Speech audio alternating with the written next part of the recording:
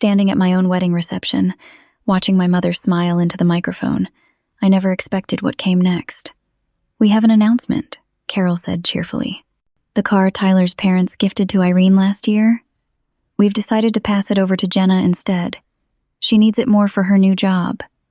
My sister laughed, touching my shoulder. "Relax, it's just a car." Tyler stood up slowly, looked directly at my mother, and said, "Then I suppose you won't mind returning the $15,000 Irene loaned you last month."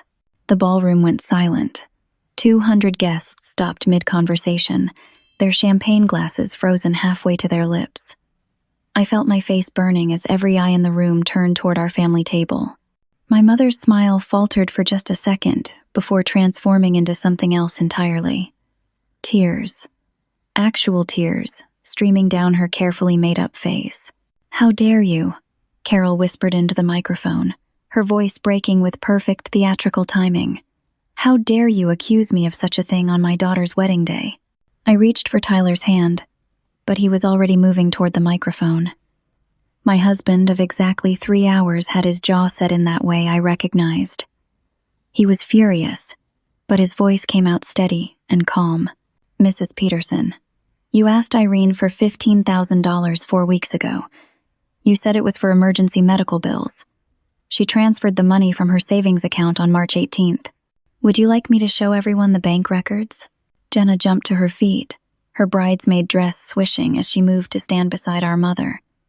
At 24, my sister had perfected the art of looking both innocent and offended at the same time. "This is insane. Mom never borrowed money from anyone. Tyler, I don't know what Irene told you, but you need to calm down." "I don't need to calm down," Tyler said, his voice cutting through the murmurs rippling across the reception hall.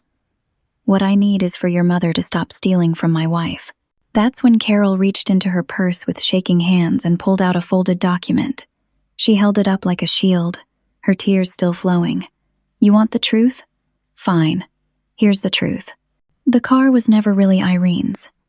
She signed the title over to me 6 months ago as a gift. I was simply honoring her wishes by giving it to Jenna, who actually needs reliable transportation." My stomach dropped. "What are you talking about?" Carol unfolded the paper and held it toward the nearest guests. Several people leaned in to look. "It's right here. Irene's signature. She transferred the title to me in October. I have every right to decide what happens to my property." I stood up so fast my chair scraped against the marble floor. "I never signed anything like that. I would never give away that car." But even as the words left my mouth, a memory surfaced. October. My mother had come to my apartment with a stack of papers, saying she needed help with insurance documents. I'd been running late for work, hurrying to sign where she pointed. Had one of those papers been the car title? Tyler's parents, Patricia and Frank, appeared beside us. Frank was a lawyer, and I watched his expression harden as he examined the document Carol was now passing around to nearby tables. "This is a title transfer form," he said quietly. "And that does appear to be Irene's signature." The room started spinning. My own signature. My own stupid, trusting signature on a document I hadn't even read properly. "See?" Jenna's voice rang out, vindicated. "Nobody stole anything.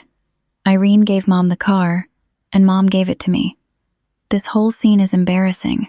Amy, my best friend and maid of honor, gripped my arm. She looked pale, her freckles standing out starkly against her skin. "Irene, I need to talk to you. Right now." She practically dragged me toward the hallway outside the ballroom, Tyler following close behind. The moment we were out of earshot of the guests, Amy turned to me with wide eyes. "3 days ago I saw them," she said breathlessly. "Your mother and Jenna. They were at Riverside Luxury Motors, looking at SUVs. The salesman was showing them the Mercedes GLE, and your mom was asking about trade-in values for a BMW. My BMW. The one Tyler's parents had given me as a welcome to the family gift when we got engaged. The car that had made me cry with gratitude because no one had ever given me anything so generous. They were planning this," I whispered. "The whole time. They planned to humiliate me at my own wedding." Tyler pulled me close, but I could feel the tension radiating through his body. We're going to fix this. My dad will figure out what happened with that signature. When we returned to the ballroom, the energy had completely shifted. Half the guests were on their phones, probably texting about the drama. The other half were clustered in small groups, whispering. The photographer, bless her heart, had stopped taking pictures and was standing awkwardly by the cake table. Carol had reclaimed the microphone.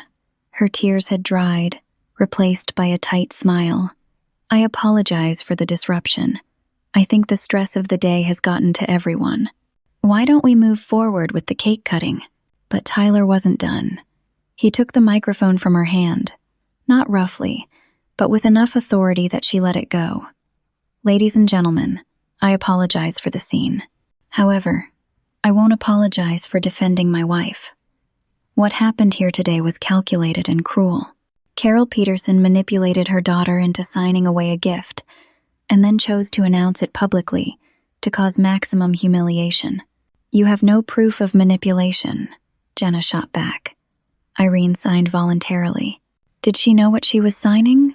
Tyler asked. Did you tell her it was the car title, Carol? Or did you bury it in a stack of other papers and hope she wouldn't notice?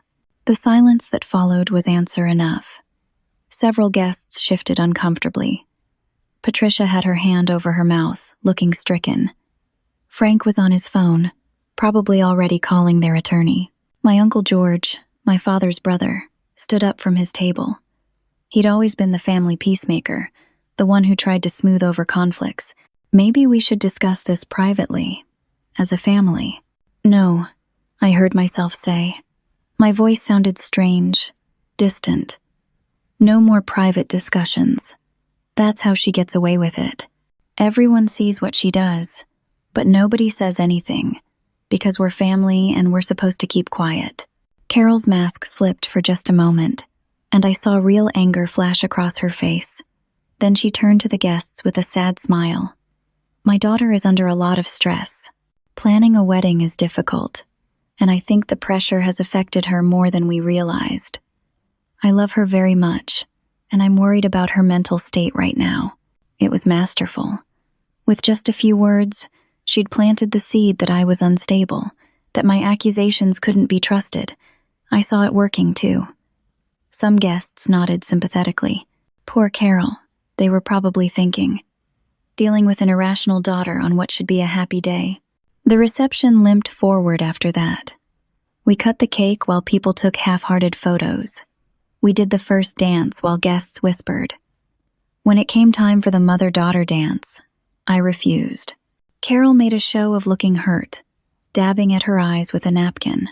Tyler and I left early, abandoning our own reception for the hotel suite his parents had booked for us. We were supposed to fly to Hawaii the next morning for our honeymoon.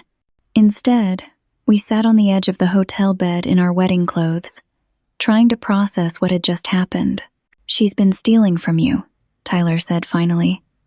That $15,000. The car. Probably more. We need to check everything. I pulled out my phone with shaking hands and opened my banking app. Checking account, savings account, credit cards. Everything looked normal. But then, I remembered the transfer I'd made to my mother last month. $15,000, like Tyler said. Emergency medical bills, she'd claimed. Her insurance wouldn't cover some procedure she needed right away. I'm such an idiot, I whispered. You're not an idiot. You're someone who trusted her mother. Tyler loosened his tie, his face exhausted. Tomorrow, after we calm down, we'll figure out our next steps. Maybe the Hawaii trip will give us space to think clearly. But I couldn't sleep that night. I kept replaying the look on my mother's face when she made that announcement. The satisfaction hidden beneath the smile. She'd enjoyed it. She'd enjoyed humiliating me in front of everyone I loved. Maui should have been paradise. Tyler's parents had spared no expense, booking us a beachfront suite at the Grand Wailea, with an ocean view that stretched endlessly into the horizon. The first day, we tried to relax. We walked along the beach, swam in the resort pool, and pretended that everything was fine. On the second morning, I woke to find Tyler already awake, sitting on the balcony with his coffee and staring at his phone with a frown. "What's wrong?" I asked, joining him outside. "Your cousin Emma just posted on Facebook. She's congratulating Jenna on her engagement and saying something about how generous you're being to help pay for the wedding." My coffee cup stopped halfway to my lips. "What?" I grabbed my phone and pulled up Emma's post. Sure enough, there was a photo of Jenna showing off a diamond ring, with a caption gushing about sisterly love and how lucky Jenna was to have someone as giving as me, helping to make her wedding dreams come true. "I never agreed to pay for anything," I said slowly. "Tyler, I never said that. We decided to enjoy breakfast before dealing with family drama." The resort restaurant served the most amazing macadamia nut pancakes, and for a brief moment, I felt almost normal. Then I tried to pay with my credit card, and it was declined. "That's weird," I told the server, pulling out my backup card. "Can you try this one?" Declined again. Tyler paid with his card, but I was already pulling up my banking app with a sense of dread. The screen loaded slowly, and when the numbers finally appeared, I stopped breathing. Checking account balance, $12.37. Savings account balance, $0. "Tyler." My voice came out strangled. "Tyler, look at this." He took my phone, and I watched his face go from confused to horrified as he scrolled through my transaction history. "Irene, there are 5 transfers here, all to your mother's account. The last one was 2 days ago, right before the wedding. 5 transfers, spanning the past week. 3,000 here, 5,000 there, and one massive transfer of $24,000. My entire savings account, wiped clean. Money I'd been saving since I was 22 years old. Money from every bonus, every tax refund, every birthday check from my grandparents before they passed away. Gone." I called the bank immediately, my hands shaking so badly that Tyler had to dial for me. The customer service representative was sympathetic but firm. The transfers had been authorized using my security information. My account number, my password, my security question answers. "But I didn't authorize them," I kept saying. "I didn't make these transfers." "Ma'am, the transfers were initiated from a device that had previously accessed your account. According to our records, this device was used to check your balance multiple times over the past 6 months. My mother's borrowed laptop. 6 months ago, she'd asked to borrow my old laptop because hers had crashed and she needed to check her email urgently. I'd logged into my bank account while she was visiting, just to transfer money for groceries. I'd never logged out."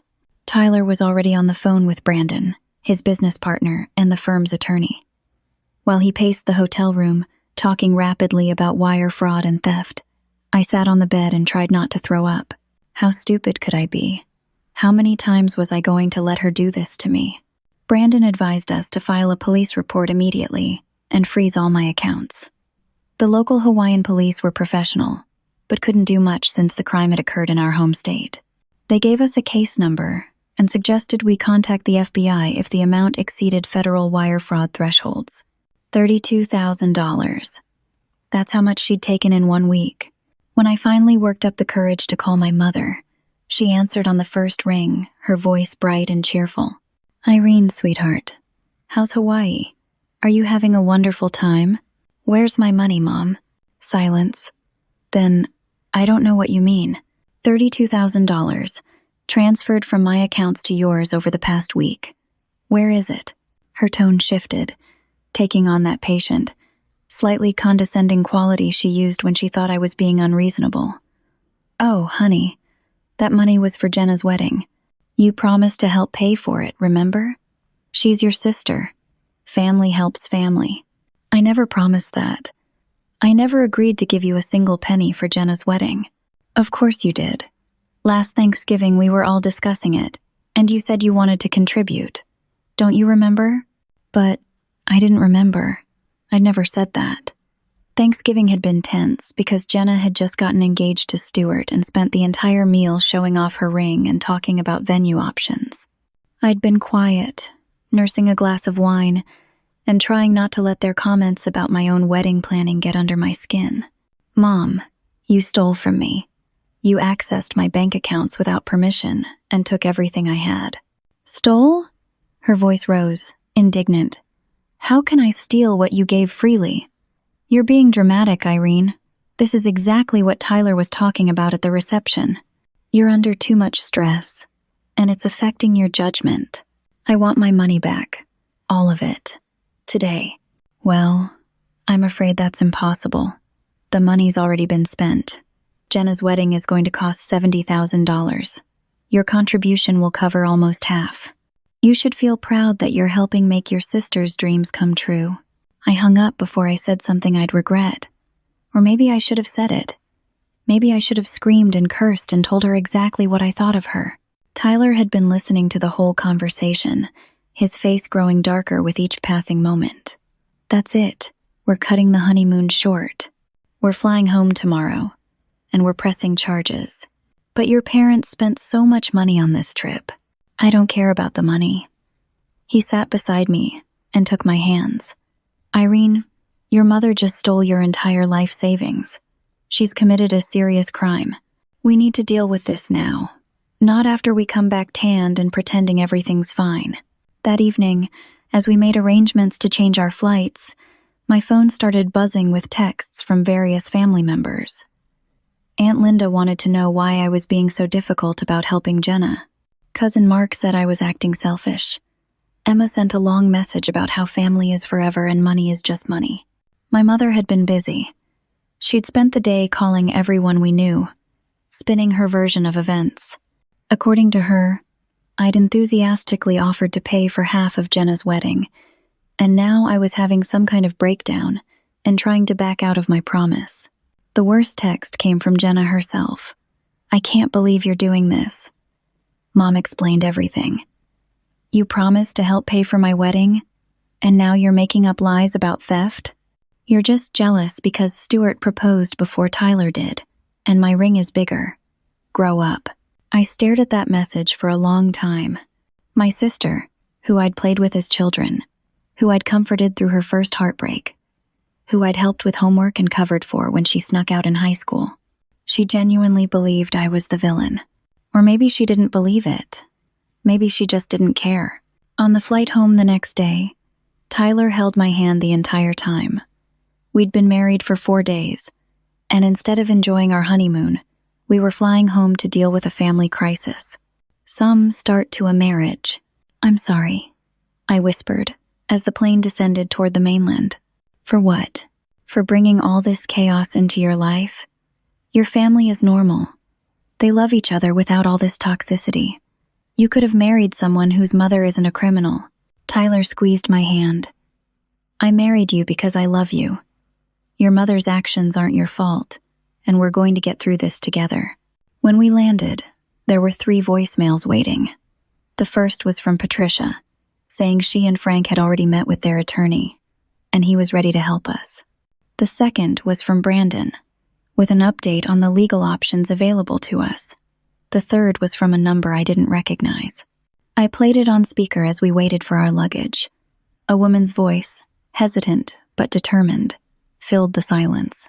Hi, this message is for Irene. My name is Helen Peterson. I'm your mother's sister, your aunt, though you probably don't remember me. I moved away when you were very young. Someone told me what happened at your wedding, and I needed to call you. Your mother did the same thing to me 15 years ago. She took everything. I lost my house. I lost my savings. I almost lost my mind. If you want to talk, if you want to know what really happened, please call me back. And please, please be careful. Carol doesn't stop on her own. She only stops when someone makes her stop. Tyler and I stood in the baggage claim area, surrounded by happy travelers returning from their Hawaiian vacations, and listened to that voicemail 3 times. We need to call her back, I said finally. Yeah, Tyler agreed. We really do. We met with Brandon the next morning at his office downtown. The law firm occupied the top 2 floors of a sleek glass building, and Brandon's corner office had a view of the entire city skyline. Under any other circumstances, I would have been impressed. Instead, I felt numb. Brandon was younger than most partners at his firm, only 33, but he had a reputation for being thorough and relentless. He'd been Tyler's roommate in college and his business partner for the past 5 years. If anyone could help us, it was him. "Okay," Brandon said, spreading documents across his mahogany conference table. "I've started building a timeline of events. The car title transfer in October, the $15,000 loan in March, and the account draining last week. But I wanted to run a full credit check on both of you, just to make sure there aren't any other surprises." "Surprises?" I asked. Identity theft often extends beyond bank accounts. Credit cards, loans, mortgages. He typed something into his computer, waited, and then went very still. "Oh, no." My stomach dropped. "What?" Brandon turned his monitor toward us. On the screen was a credit report in my name, and there, highlighted in red, was a mortgage I'd never applied for. $85,000, borrowed against my home address 6 weeks ago. "That's not possible," Tyler said. "We bought that house together. Both our names are on the deed.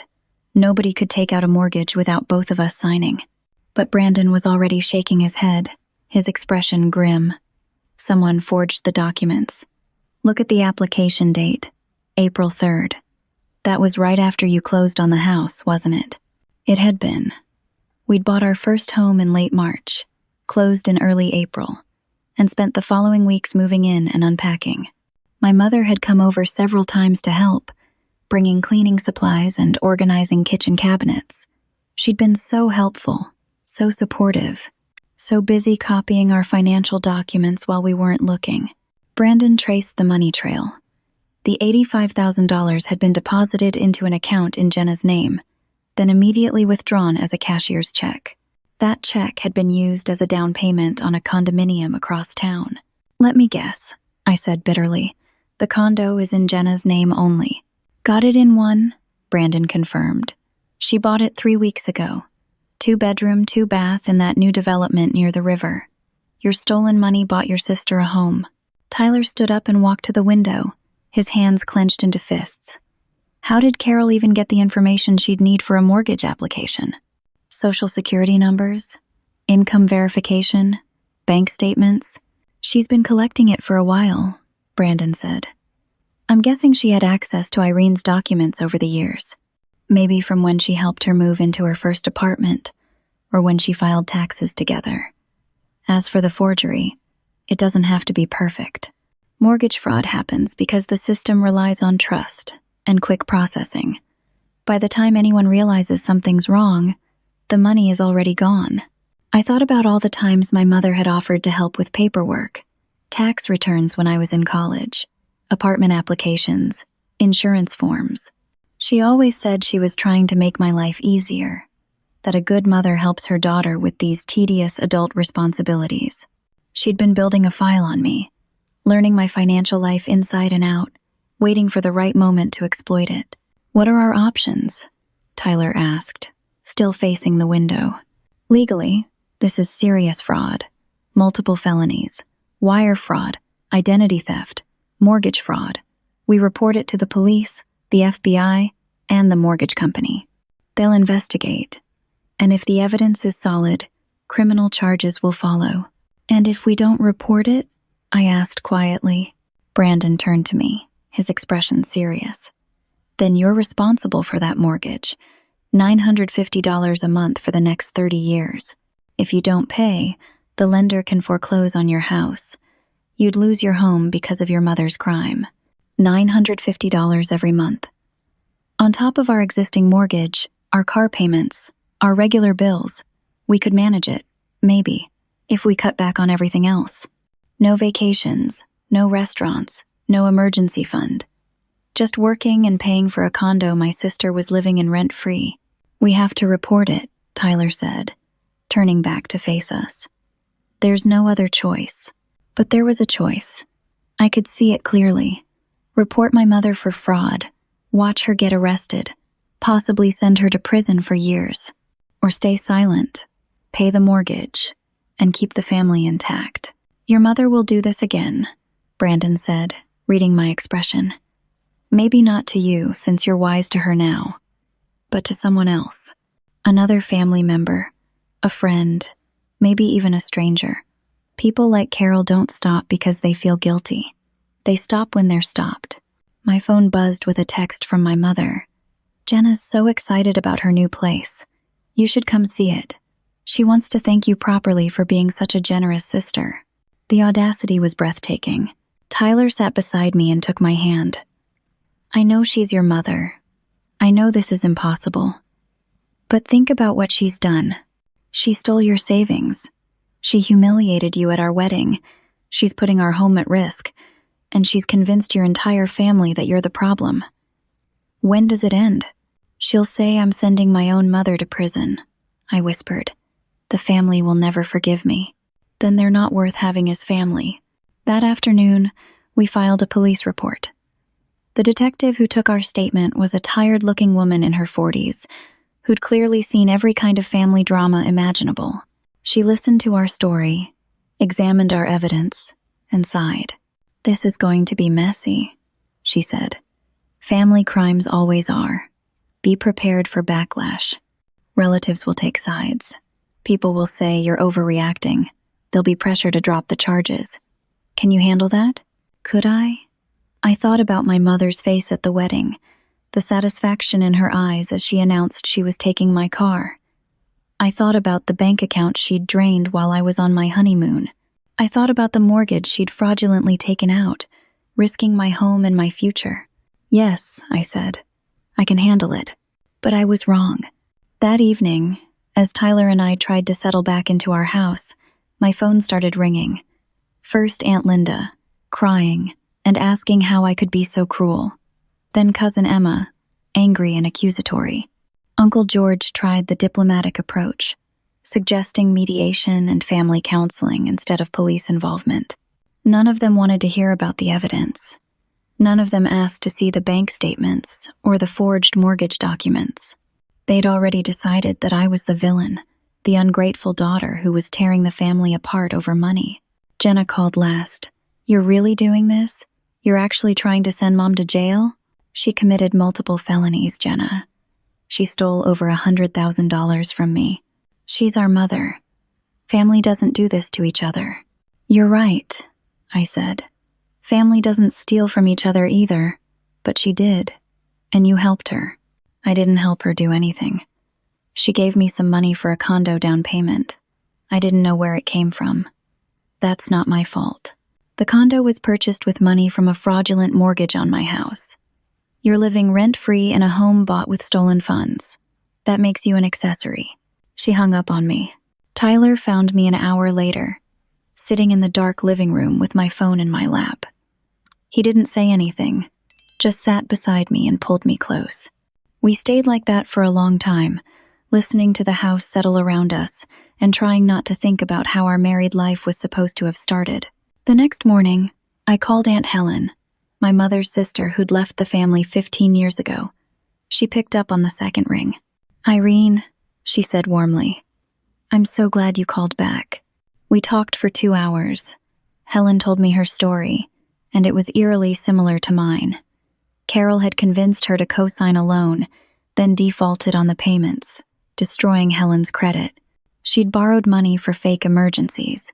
She'd guilt-tripped and manipulated until Helen had nothing left. I tried to get the family to see what she was doing, Helen said. But Carol was always so good at playing the victim. She'd cry and say I was lying, that I was jealous of her life. Eventually, everyone chose her side, and I chose my sanity. I moved to Oregon and started over. Do you regret it? I asked, cutting them off. Every day, Helen admitted.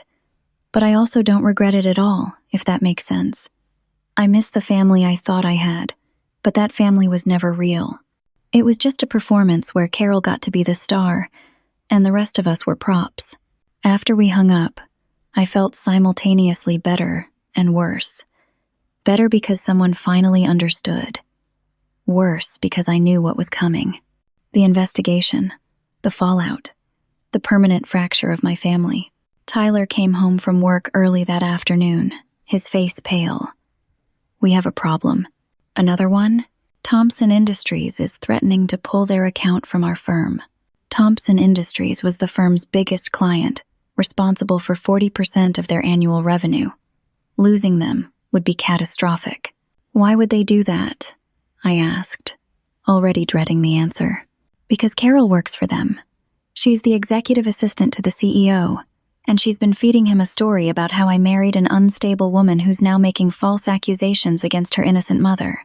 The CEO called our managing partner today and suggested that my personal life is becoming a liability to the firm. I felt sick. Tyler, I'm so sorry. It's not your fault. But he looked exhausted, the stress of the past week aging him.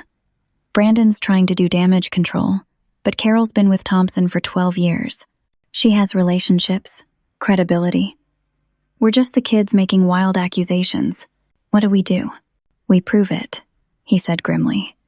We get evidence that's so ironclad, nobody can deny what she's done. And we do it fast, before she destroys anything else. Brandon hired a forensic accountant, a sharp woman named Susan, who specialized in financial fraud cases. She started tracing every dollar that had moved through my accounts for the past 3 years, looking for patterns and evidence of systematic theft. What she found was worse than any of us imagined. It goes back 26 months, Susan told us at a meeting in Brandon's office. She had spreadsheets projected on the screen, color-coded lines tracking money as it moved between accounts. Small amounts at first, $50 here, $100 there. Amounts small enough that you might not notice them missing. I stared at the numbers, feeling violated in a way I couldn't quite articulate. How much total?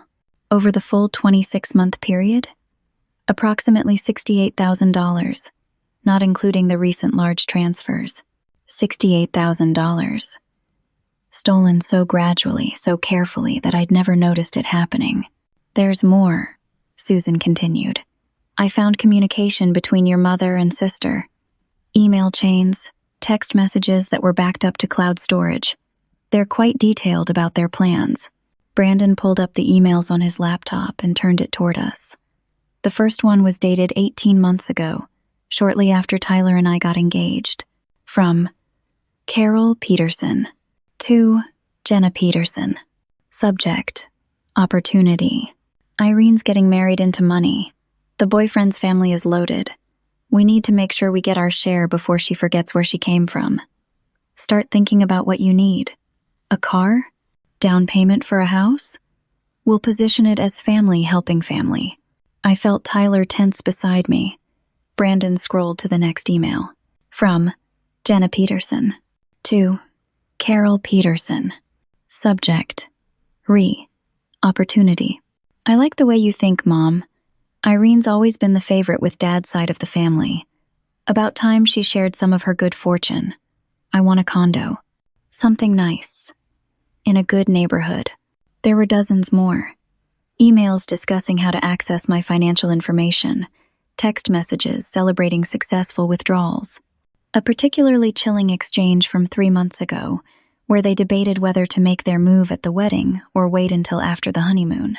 They wanted maximum impact, Brandon explained. They knew announcing it at the wedding would humiliate you publicly, which would make it harder for you to push back. Classic manipulation tactic. But the worst was yet to come. Susan pulled up a folder labeled Irene, mental state documentation. They've been building a file on you, she said carefully. Recording phone conversations, saving text messages, creating a narrative that you're emotionally unstable. The first audio file started playing. It was my voice, but I sounded hysterical, almost unhinged.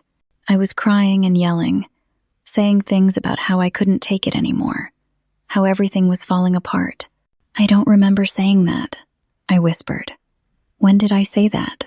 Tyler was examining the file properties. This was recorded 8 months ago, November 15th. November. I'd been stressed that month, juggling wedding planning and a difficult project at work. My mother had called me constantly, supposedly to help with wedding decisions, but really just adding to my stress with her opinions and criticisms. I remembered breaking down during one call, frustrated and overwhelmed. She'd recorded it. She'd recorded me at my most vulnerable and saved it as evidence that I was unstable. There are 17 recordings, Susan said, plus screenshot text messages that have been edited to make you seem erratic. Brandon pulled up one of the messages. It appeared to show me sending rambling, paranoid texts to my mother about how Tyler's family was trying to control me and how I didn't trust anyone anymore. I never sent these messages, I said. This is fake. Edited, most likely, Brandon agreed. They took real messages you sent and altered them, adding words here and deleting context there until they created something that looks concerning. Why would they do this? Tyler demanded. Insurance, Susan replied. If Irene ever accused them of wrongdoing, they could claim she was mentally unstable and making false accusations. They'd have recordings, messages, a whole file of supposed evidence that she couldn't be trusted. I thought about the way my mother had acted at the wedding, publicly expressing concern about my mental state. The way she'd told relatives I was under too much stress. It had all been part of the plan. Build the narrative first, execute the theft second, and if I tried to fight back, destroy my credibility with manufactured evidence. There's something else, Brandon said quietly. He pulled up a social media post from Jenna's Instagram, posted 2 weeks ago. It showed a quote graphic with text about mental health awareness and supporting family members through difficult times. The caption read, "Not all struggles are visible. Sometimes the people we love most are fighting battles we don't see. If you know someone dealing with mental health challenges, be patient and kind. They need our support, not our judgment." She's been setting this up publicly, I realized. Anyone who sees that post and then hears about me accusing her and Mom of theft will think I'm having some kind of breakdown. Tyler was angrier than I'd ever seen him. This is sociopathic. This is calculated, deliberate psychological warfare. It gets worse, Susan said, which I hadn't thought was possible. I found emails indicating they've already started targeting other people. She showed us an email from Carol to Jenna, sent just 3 days ago. They were discussing Stuart's elderly parents, who apparently had a substantial retirement account. Carol had written detailed notes about the father's early-stage dementia and how that could be useful. My sister's boyfriend's parents. My mother was already planning her next victims. We need to warn Stuart, I said immediately. Already done, Brandon replied. I called him this morning and told him everything. He's meeting us here in an hour. When Stuart arrived, he looked like he hadn't slept. He was a nice guy, a middle school math teacher who coached soccer on weekends. He'd always been kind to me, though we weren't particularly close. Now he looked devastated. I didn't know, he said immediately. I swear to God, I had no idea what they were doing. Jenna told me her mother gave her money for the condo. She said it was from a savings account Carol had been building for years. Did you ever wonder where a retired secretary got $85,000 in savings? Tyler asked, not unkindly. Stuart slumped in his chair. I should have asked more questions. But Jenna was so excited, and I just wanted to make her happy. He looked at me with genuine remorse. I'm so sorry, Irene. For everything. For not speaking up at the wedding. For believing their lies. I should have known better. Brandon showed him the email about his parents. Stuart read it twice, his face going from pale to red. They were planning to steal from my parents? My dad has Alzheimer's. My mom is his full-time caregiver. They're not wealthy, but they have enough to live on. And Jenna was going to help her mother rob them? According to these emails, yes, Brandon confirmed. Stuart stood up abruptly. I need to end this. I need to end this right now. Stuart, wait, I said. Think about what you're doing. If you confront Jenna, she'll warn Carol, and they might destroy evidence. I don't care. I can't be with someone like this. I can't marry someone who would steal from my parents. He was already heading for the door. I'm going to the condo right now. After he left, the three of us sat in silence for a long moment. This is going to explode, Tyler said finally. When Stuart confronts Jenna, when she tells Carol, They're going to realize we have all their emails and recordings. Let them realize, I said. I felt something hardening inside me, something that had been soft and accommodating my entire life. Let them know we have everything. Let them understand that they're not getting away with this anymore. But I underestimated how far my mother was willing to go to protect herself. The next morning, 2 police officers appeared at my office. My coworkers stared as the officers asked to speak with me privately. They took me to an empty conference room and handed me a document. It was a restraining order. My mother had filed for protection, claiming I'd been harassing and threatening her. She'd submitted the edited recordings, the fake messages, and a sworn statement that she feared for her safety. A judge had granted a temporary restraining order. I was legally required to stay 200 feet away from both Carol and Jenna at all times. Violation could result in arrest. I called Tyler from the conference room, my hands shaking so badly I could barely hold the phone. He and Brandon rushed to my office immediately. "This is retaliation," Brandon said, reading through the restraining order documents. "She knows we're building a case, so she's attacking first." But the damage was done. My boss called me into his office later that day. "Irene, I need to ask you something, and I need you to be honest. Are you having personal problems that might affect your work?" I worked as a financial advisor at a small firm. My job required client trust, professional judgment, and stability. A restraining order, even a bogus one, was exactly the kind of thing that could destroy my career. "My mother is committing fraud, and I'm gathering evidence to prosecute her," I explained carefully. "The restraining order is her attempt to discredit me before the truth comes out." My boss looked uncomfortable. "I believe you, Irene. I do. But we have to think about the firm's reputation. Several clients have already asked me about the situation.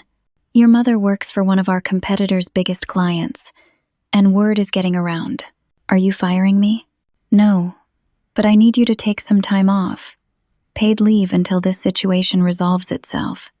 Once you've cleared your name, you can come back." Paid leave. It sounded supportive, but I knew what it really meant. I was being sidelined until I stopped being a liability.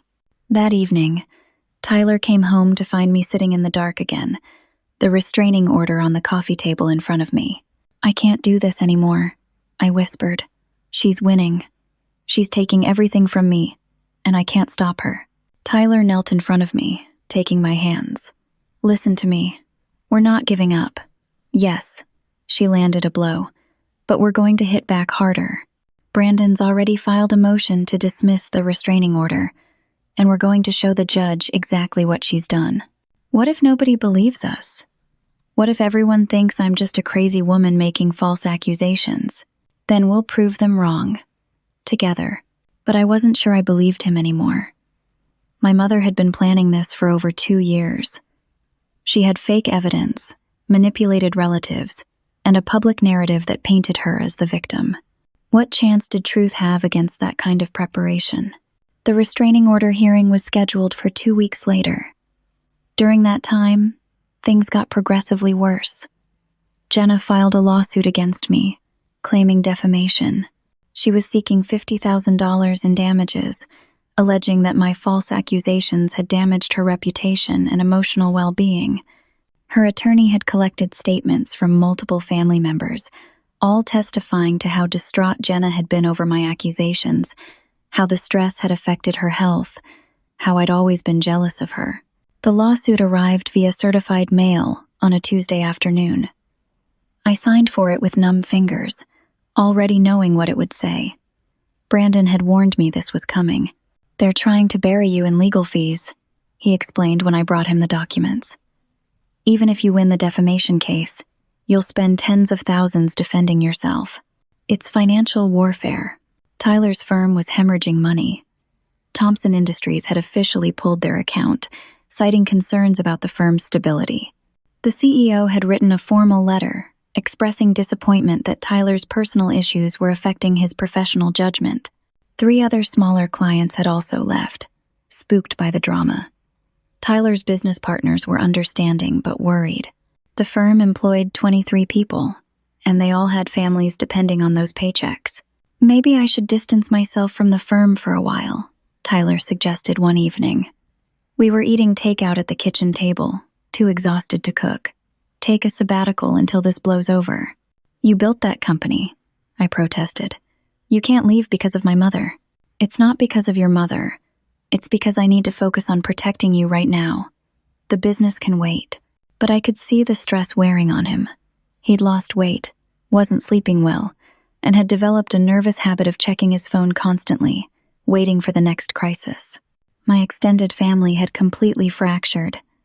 Uncle George stopped returning my calls. Aunt Linda sent a long email explaining how disappointed she was in me, how I'd changed since marrying Tyler, how money and status had corrupted me. Cousins unfriended me on social media. My grandmother's sister, my great-aunt Dorothy, actually sent me a handwritten letter explaining that she was removing me from her will because of my cruel behavior toward my mother. The only family member who stood by me was Aunt Helen in Oregon. She called every few days to check on me, to remind me that I wasn't crazy, that what Carol was doing was real and terrible and not my fault. I know it feels like you're alone, Helen said during one late-night call. But you're not. You have Tyler, you have his family, you have friends who really know you. The people who abandoned you because they believed Carol's lies were never really on your side to begin with. But they're family, I said weakly. Family is a choice, not a biological obligation. Blood doesn't excuse abuse. 2 days before the restraining order hearing, Tyler came home early from work with news. Thompson's CEO wants to meet with me, privately. He suggested a neutral location. It's a trap, I said immediately. Maybe. But what if it's not? What if Carol's lies are starting to unravel? Against Brandon's advice, Tyler agreed to the meeting. It was held at a coffee shop downtown, neutral ground, where a scene would be unlikely. Tyler wore a wire that Brandon had acquired through a private investigator friend, just in case. I waited at home, watching the clock and imagining every possible worst-case scenario. When Tyler finally returned 3 hours later, he looked stunned. Carol's been embezzling from Thompson Industries, he said without preamble. The CEO's been suspicious for months, and our situation made him look harder at her activities. She's been running a ghost employee scheme, creating fake contractors, and billing the company for services never rendered, over $200,000 in the past 3 years. I stared at him. She's been stealing from her own employer, and he can prove it. He has receipts, invoices, bank records. He's been building a case to fire her with cause and possibly prosecute. When he heard about what she'd done to you, he realized it was the same pattern. Create a financial scheme, manipulate people into believing a false narrative, and attack anyone who questions her. So he's on our side now? He's on the side of the truth. He's providing his evidence to the police, and he's going to testify about Carol's character and pattern of fraudulent behavior. He also apologized for believing her lies and pulling the Thompson account. He wants to restore the business relationship. It was the first good news we'd had in weeks, but I felt strangely hollow, like I'd been bracing for impact for so long that I'd forgotten how to relax. That night, my phone rang at 2 a.m. I answered groggily, expecting another crisis. It was Stuart. He was crying. She threatened my parents, he said, his voice breaking. Jenna came to my parents' house tonight and told them that if I don't back her up in court, if I don't testify that you're unstable, she'll make sure my dad gets put in a nursing home for neglect. She has fake photos of my mom's house looking messy, and she's threatening to report them to Adult Protective Services. Stuart, she can't actually do that, can't she? She's done everything else. I can't risk my parents, Irene. My dad is sick. My mom is doing her best. If there's an investigation, even a false one, it could destroy them. I could hear the agony in his voice. He was trapped, the same way I'd been trapped, choosing between impossible options. Don't testify for her, I said. Don't lie under oath. If you do, you're just as guilty as she is. I know that, but I can't let her hurt my parents. After he hung up, I told Tyler what had happened. He held me while I cried, not from sadness anymore, but from sheer rage. How many people was my mother going to hurt? How far was she willing to go? The day of the restraining order hearing arrived. Brandon had prepared a thick binder of evidence, the real versions of the recordings, the email exchanges between Carol and Jenna, bank statements, expert testimony from Susan, the forensic accountant. We were ready. But when we arrived at the courthouse, we discovered that Carol had filed an emergency motion. She was now claiming that I'd violated the temporary restraining order by driving past her house and making threatening phone calls. I haven't been anywhere near her house, I told Brandon frantically. I haven't called her, haven't texted her, haven't violated anything. I know, but she has phone records showing calls from your number to her number. And she has a neighbor's testimony that they saw your car on her street. It was another layer of lies, built on top of the first layer. I didn't know how she'd faked the phone records or convinced a neighbor to lie. But it didn't matter. The judge was now considering whether to hold me in contempt before we'd even had a chance to present our evidence. Tyler grabbed my hand as we walked into the courtroom.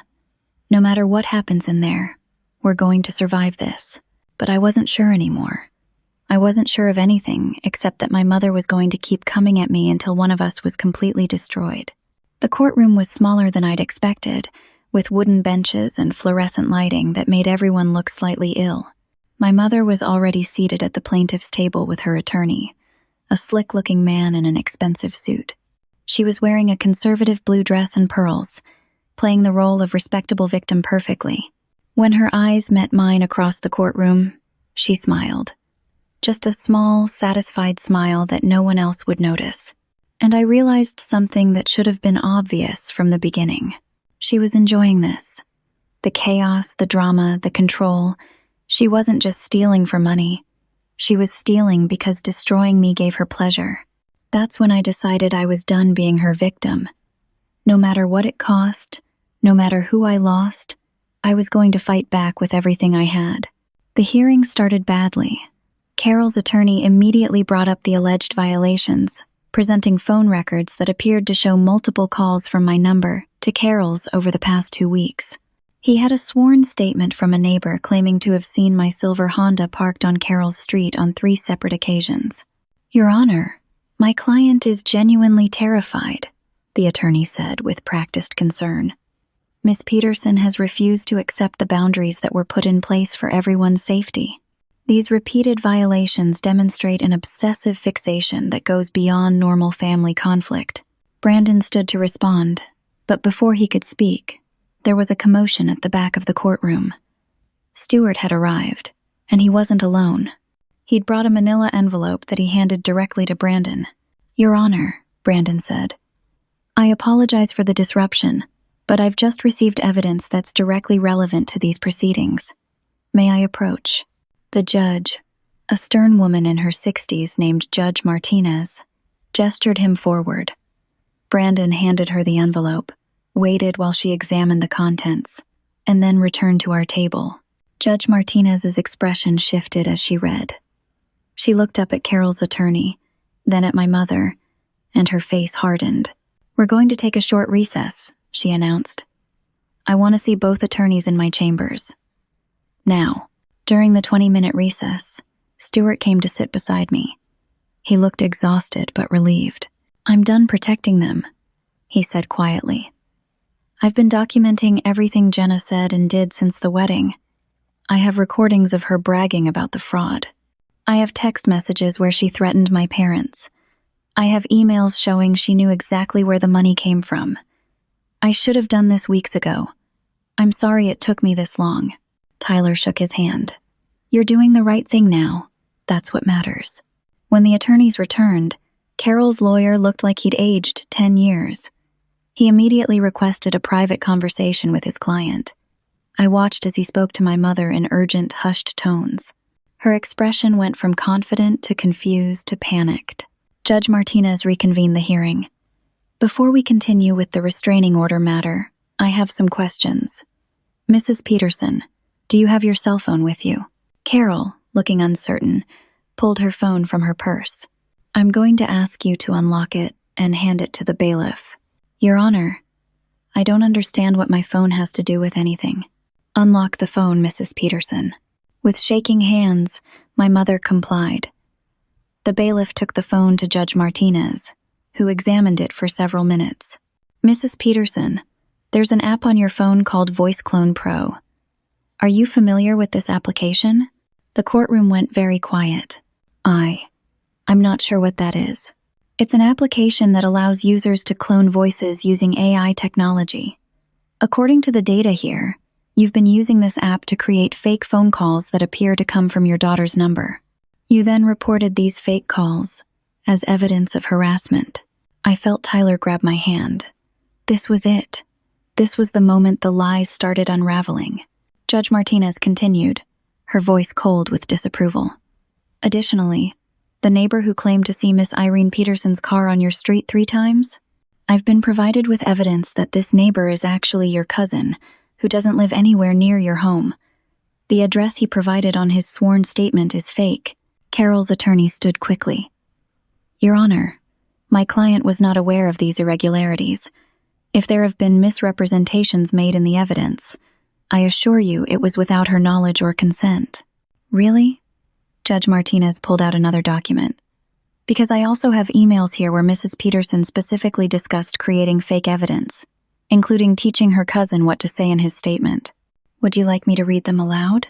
My mother's face had gone from pink to white to an alarming shade of gray. I want a different judge. This judge is biased.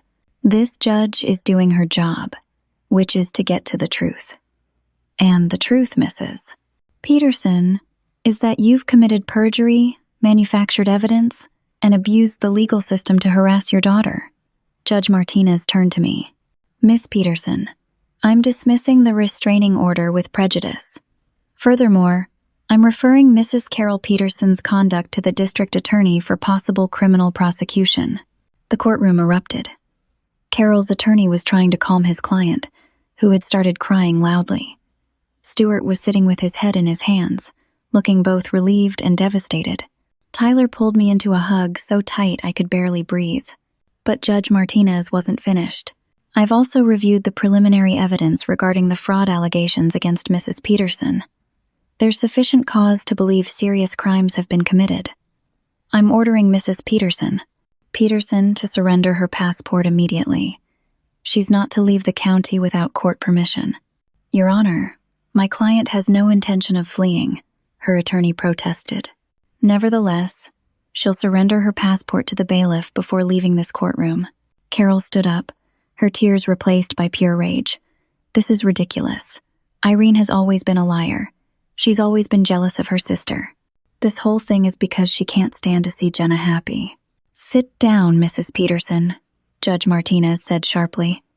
You're only making things worse for yourself. But my mother couldn't stop. Years of getting her way, of manipulating everyone around her, had convinced her that she was untouchable. I'm her mother. I raised her. I sacrificed everything for her. And this is how she repays me? By inventing lies and trying to send me to prison? The evidence suggests you're the one who's been lying, Mrs. Peterson. Extensively and deliberately. She's turned everyone against me. My own daughter has destroyed our family. I stood up then, surprising myself. I didn't destroy our family, Mom. You did, when you stole from me. When you humiliated me at my wedding. When you taught Jenna that it's okay to hurt people for money. You destroyed this family years ago. I'm just the first person who was brave enough to say it out loud. My mother stared at me, and for just a moment, I saw something flicker across her face. Not remorse, not shame, but surprise that I'd finally stood up to her. The hearing concluded with Judge Martinez setting a date for further proceedings. As we filed out of the courtroom, I saw my mother being led away by her attorney, who was speaking to her in urgent tones. She looked smaller somehow, diminished. Outside the courthouse, Brandon pulled us aside. Patricia called me during the recess. She has someone you need to meet. We drove to a coffee shop across town, where Tyler's mother was waiting at a corner table with a woman I'd never seen before. She was maybe 60 years old, with gray hair and kind eyes, and when she saw us approaching, She stood up nervously. "Irene," Patricia said warmly. "This is Helen, your aunt. Aunt Helen. My mother's sister, the one who'd left the family 15 years ago after Carol destroyed her financially. We'd spoken on the phone multiple times, but this was our first meeting in person." She hugged me tight, and I felt something break loose inside my chest. "I'm so sorry," I whispered. "I'm so sorry you went through this alone." "You didn't go through it alone," she said firmly. "That's the difference. You have people who love you and believe you. I didn't have that, but you do." We spent 2 hours in that coffee shop while Helen told her story in detail. The loans Carol had convinced her to co-sign, the guilt trips and manipulation, the smear campaign when Helen finally tried to fight back, the choice she'd made to walk away and rebuild her life from scratch in another state. "I should have warned you years ago," Helen said. "But I convinced myself that maybe Carol had changed, that maybe the problem was me, not her. I wanted to believe my sister was capable of change." "She's not," I said quietly. "No, she's not. And I'm sorry you had to learn that the hard way." But Helen also brought something valuable. Evidence from her own case. She'd kept everything. Bank statements, emails, court documents from when she'd tried to sue Carol. All of it showed a pattern of behavior, going back decades. "I gave copies to the prosecutor," Helen said. "They're building a case, and my evidence establishes that this isn't a one-time mistake. This is who Carol is." Over the next week, everything accelerated. The district attorney's office formally charged my mother with multiple felonies: wire fraud, identity theft, mortgage fraud, and conspiracy. Jenna was charged as an accessory. Both were arrested and released on bail, with conditions prohibiting them from contacting me or any witnesses. The Thompson Industries CEO provided evidence of Carol's embezzlement at work. The company decided to prosecute separately, adding more charges to the growing list. Stewart officially ended his relationship with Jenna and moved back in with his parents temporarily. He agreed to testify about everything he knew, including the threats Jenna had made against his family. Tyler's firm recovered. The Thompson account was restored, and the CEO personally called other clients to explain that he'd been misled by an employee who was now facing criminal charges. The business partners breathed a collective sigh of relief. My job asked me to come back from paid leave. My boss apologized for doubting me and offered a promotion to show good faith. I declined the promotion, but accepted the return to work. I needed normalcy. Needed something in my life that wasn't about my mother's crimes. The fraudulent mortgage was removed from our home. The bank, facing its own liability for failing to catch the forgery, agreed to void the entire loan rather than risk a lawsuit. Our house was free and clear, the title unmarked by my mother's scheming. But the hardest part was yet to come, because securing evidence and filing charges was just the beginning. Now came the trial, the public testimony, and the permanent severing of family ties. Most of my extended family still believed Carol's version of events, even after the charges were filed. They convinced themselves that I'd somehow manipulated the legal system, that the evidence was fake, that this was all an elaborate conspiracy to frame an innocent mother. Aunt Linda sent me a final email saying she never wanted to hear from me again. Uncle George stopped by our house one evening to try to convince me to drop the charges, for the sake of family unity. I told him I couldn't, and he left shaking his head sadly. But Patricia and Frank stepped in where my blood relatives failed. They invited Helen to stay with them when she flew in for the trial. They treated her like the family she'd been denied for 15 years. They made it clear that I wasn't alone, that I had a family who loved and supported me, even if it wasn't the family I'd been born into. Amy, my best friend, organized a small gathering at her apartment one evening.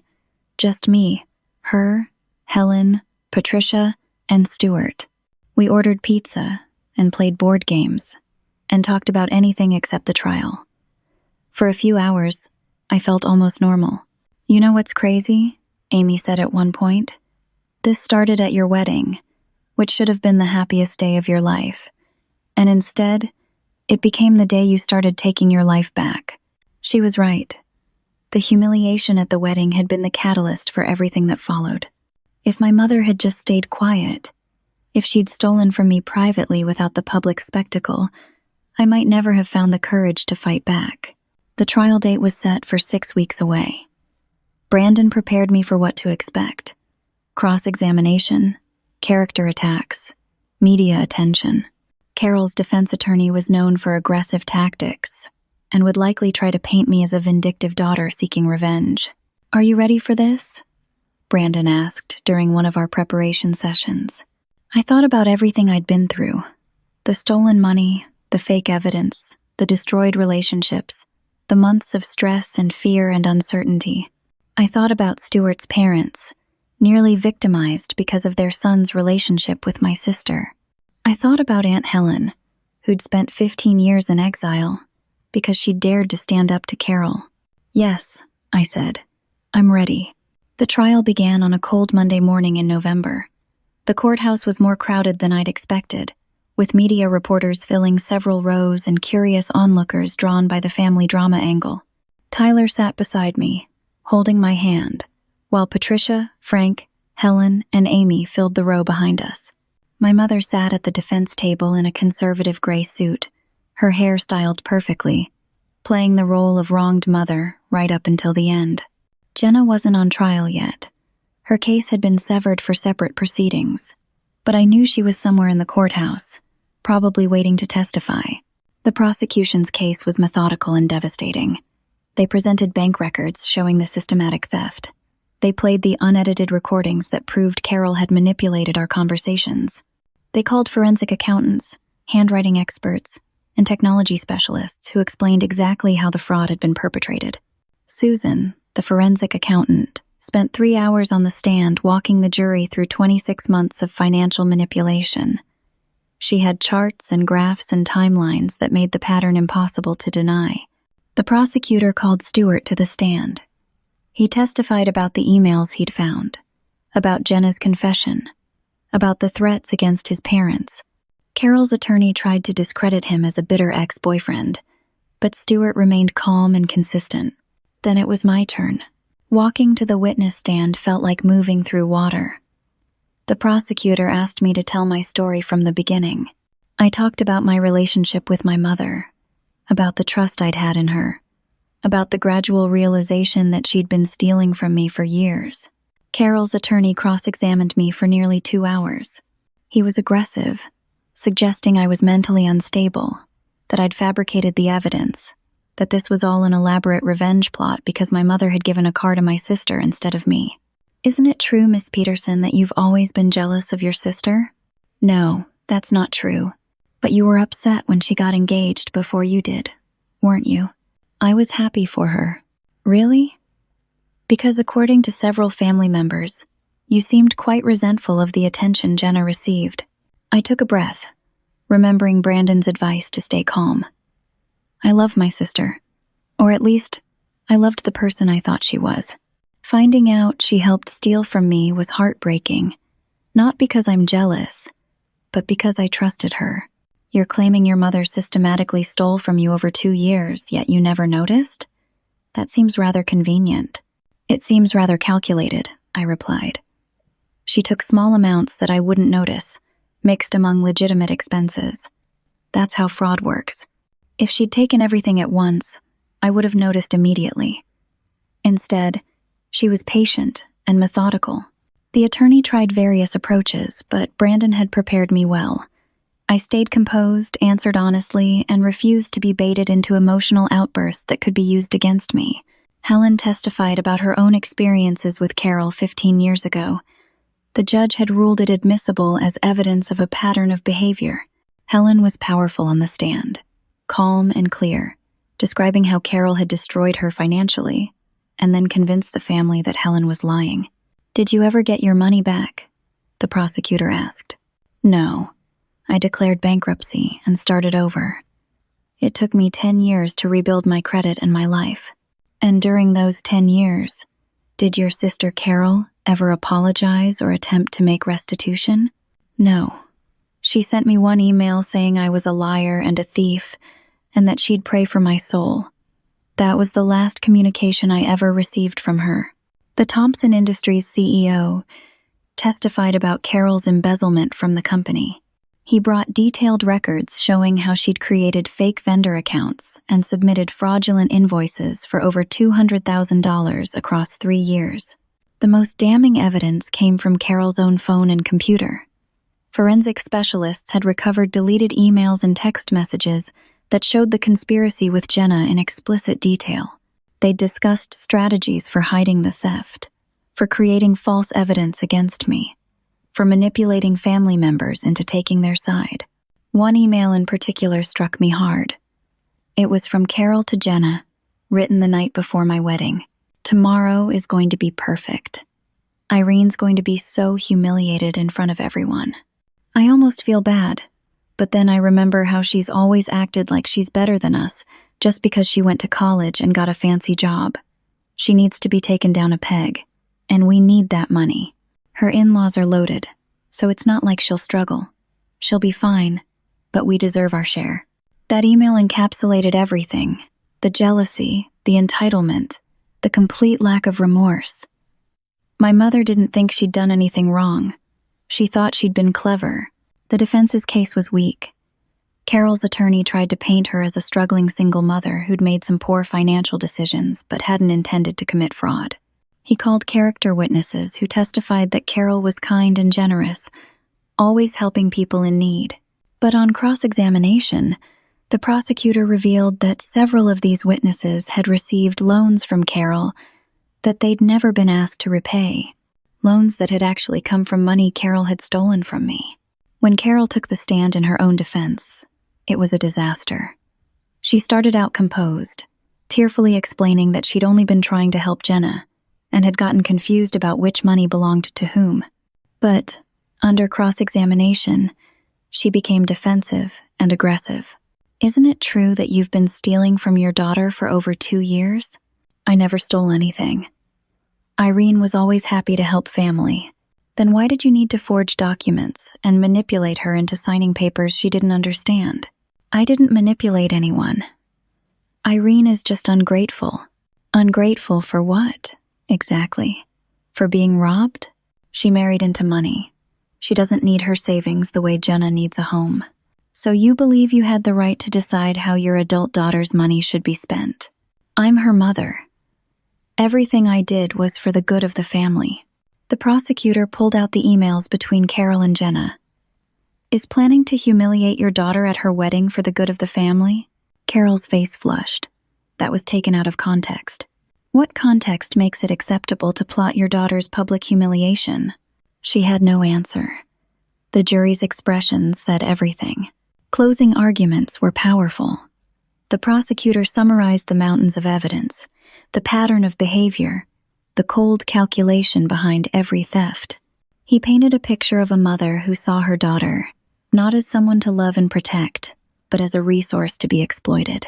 Carol's attorney did his best, talking about reasonable doubt and the prosecution's burden of proof, but it felt hollow. The evidence was simply too overwhelming. The jury deliberated for less than 4 hours. When they returned, the forewoman stood and read the verdicts one by one. Guilty on all counts: wire fraud, identity theft, mortgage fraud, conspiracy. Every single charge. My mother's face crumpled. She started crying, loud theatrical sobs that had worked for her entire life but meant nothing now. The judge, unmoved, remanded her to custody pending sentencing. As the bailiffs led her away, Carol looked back at me one last time. I expected to see anger or blame. Instead, I saw confusion. She genuinely couldn't understand why her schemes had failed, why her lies hadn't worked, why being a mother hadn't been a free pass to abuse her daughter. Sentencing came 3 weeks later. The judge noted the sophistication of the fraud, the length of time it had persisted, and the lack of remorse.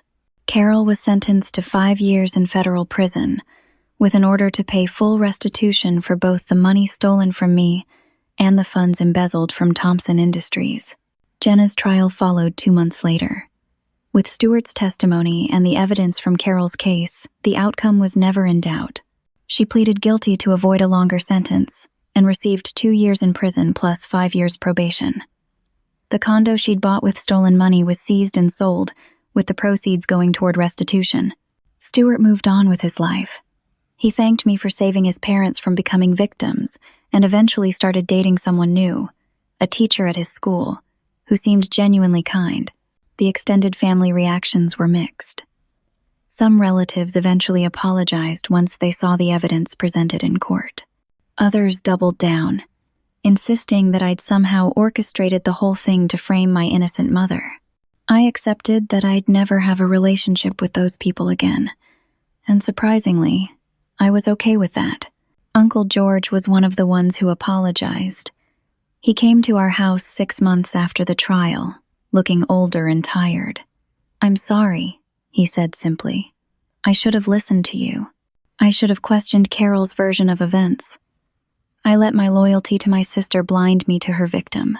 I accepted his apology, though our relationship would never be the same. Trust, once broken, is hard to rebuild. Aunt Helen became a regular presence in our lives. She and Patricia became close friends, bonding over their mutual love of gardening and mystery novels. Helen attended every family dinner, every holiday gathering, finally part of a family that appreciated her. Amy remained my closest friend, the one person outside of Tyler's family who'd believed in me from the start. She was there when I needed to vent, when I needed to laugh, when I needed to just feel normal for a while. Tyler and I renewed our vows a year after the trial ended. It was a small ceremony in Patricia and Frank's backyard, with only 20 guests. Helen walked me down the aisle. Amy stood as my maid of honor. Stuart came with his new girlfriend. Brandon was there with his wife. This time, there were no surprise announcements, no stolen gifts, no family drama, just people who genuinely loved us, celebrating our commitment to each other. During the reception, Tyler gave a toast that made me cry. A year ago, Irene and I started our marriage in the worst possible way. We dealt with betrayal and theft and legal battles when we should have been on our honeymoon enjoying newlywed bliss. But those challenges showed me exactly who I married. Someone with incredible strength and courage. Someone who stands up for what's right, even when it costs her everything. Someone who chose truth over comfortable lies. I'm proud to be her husband, and I'm grateful every day that she chose me to stand beside her. I gave my own toast, thanking everyone who'd supported us through the nightmare. I talked about how I'd learned that family isn't always about blood. It's about the people who show up when things get hard. It's about loyalty and love, and choosing to be there for each other. And I talked about forgiveness, though not in the way people might expect. "I've had a lot of people ask me if I forgive my mother," I said. "If I've found it in my heart to let go of the anger and resentment. And here's what I've learned. Forgiveness doesn't mean forgetting what happened or pretending it wasn't that bad. Forgiveness means accepting reality and choosing to move forward without carrying the weight of bitterness. I forgive my mother because holding on to rage was hurting me more than it hurt her. But forgiveness doesn't mean reconciliation. Some relationships are too broken to fix, and that's okay.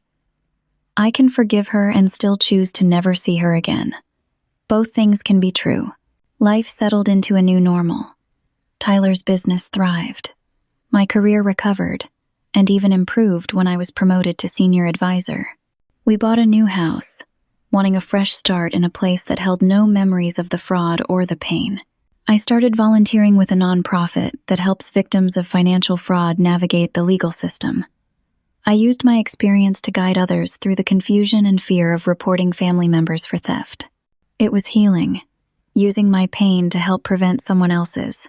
Helen retired from her job in Oregon and moved to our city, finally able to be close to family again after 15 years of exile. She bought a small house 3 blocks from ours, and we had dinner together at least twice a week. 2 years after the trial, I received a letter from my mother. It came from the prison, and I almost threw it away without reading it. But Tyler encouraged me to at least see what she'd written. The letter was 3 pages long. It started with apologies, claims that she finally understood how much she'd hurt me, promises that she'd changed. But by the second page it shifted. She talked about how hard prison was, how unfair the sentence seemed, how 5 years was too long for what she considered a family misunderstanding. By the third page, she was asking me to write a letter to the parole board supporting her early release. I read it twice, looking for any sign of genuine remorse or self-awareness. I didn't find it. Even in prison, even after losing everything, my mother still thought she was the victim. I wrote back. Just 1 page, no long explanations or emotional outpouring. Mom, I received your letter. I'm not writing to the parole board on your behalf. You stole from me systematically for over 2 years. You humiliated me at my wedding. You tried to destroy my reputation and my marriage. You felt no remorse until you faced consequences. Even now, your letter focuses on how unfair you think your punishment is, not on the damage you caused. I hope you use your time in prison to genuinely reflect on your actions. I hope you find peace and real change, but I cannot and will not be part of your life anymore.